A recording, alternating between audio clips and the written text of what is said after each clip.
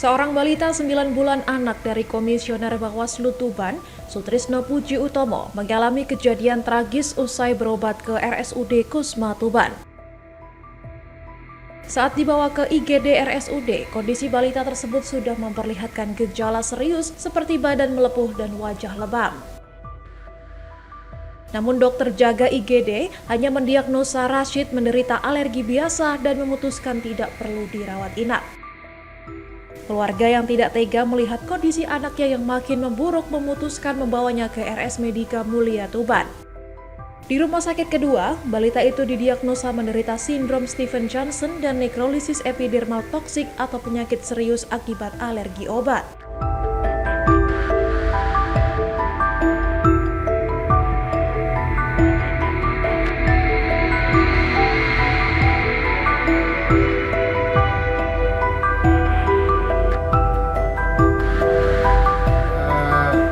Jumat, kondisi anak saya itu sudah melepuh sudah merah, ruam-ruam merahnya, terus pipinya sudah buka sama matanya buka. Itu karena kita orang tua kan panik ya, jadi saya bawa ke IGD. IGD itu hanya masuk di tes suhu, di tes saturasi oksigen. Di situ saya ke ruang pendaftaran, kasih itu habis dikasih mau daftar, dipanggil sama dokter.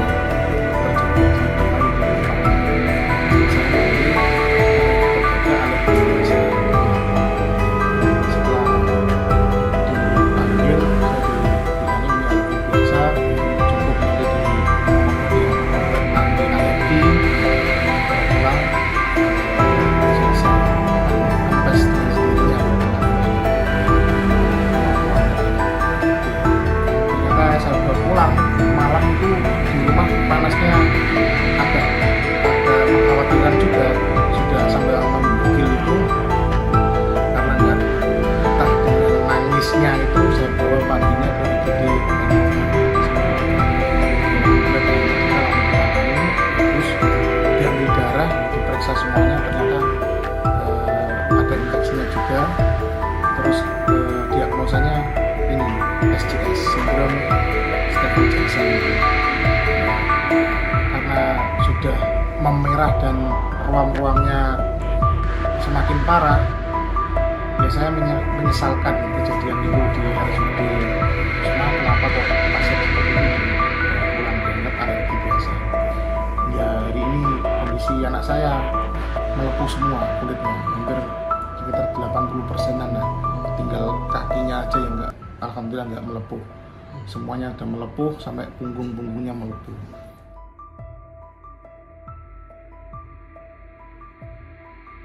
Kondisi balita tersebut pun memburuk dengan kulit memerah dan mengelupas dan kini sedang ditangani oleh 3 dokter berbeda.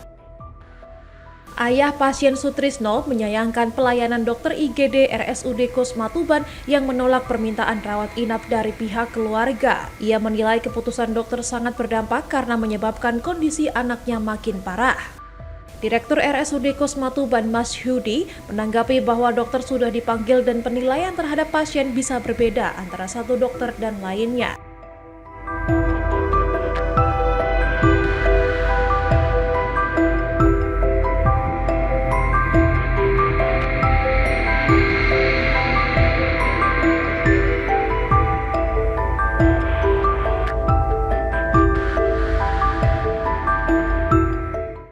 Ini kan sempat dibawa ke sini dan dipulangkan karena tidak terlalu serius, Pak Dri. Itu gini loh Mas ya. Ya memang dokter antara dokter satu dan dokter yang lain itu kan punya penilaian beda-beda ya. Memang kalau saya di lapangan, saya di praktek pribadi saya itu kadang penyakit seperti itu ya, maaf kita suntik langsung besoknya sudah baik. Tapi biasanya kalau misalkan kita suntik kemudian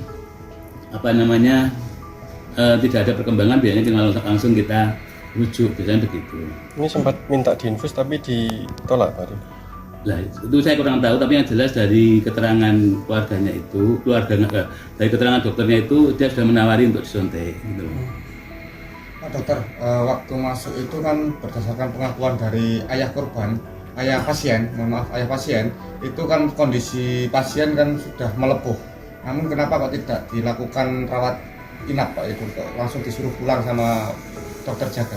Ini, jadi semuanya ada dokter itu sudah diberikan bekal ilmu ya, jadi sudah diberikan bekal ilmu, ya diberikan bekal kemampuan ya, jadi mereka punya suatu hak untuk menilai kondisi pasien ya. Jadi kemarin memang sudah saya panggil ke sini, saya juga bercerita tentang pengalaman saya bahwa kita tidak boleh menyepelekan hal-hal yang kelihatan oleh mata yang pertama. Yang kedua, feeling kita sebagai dokter itu harus kita jalankan.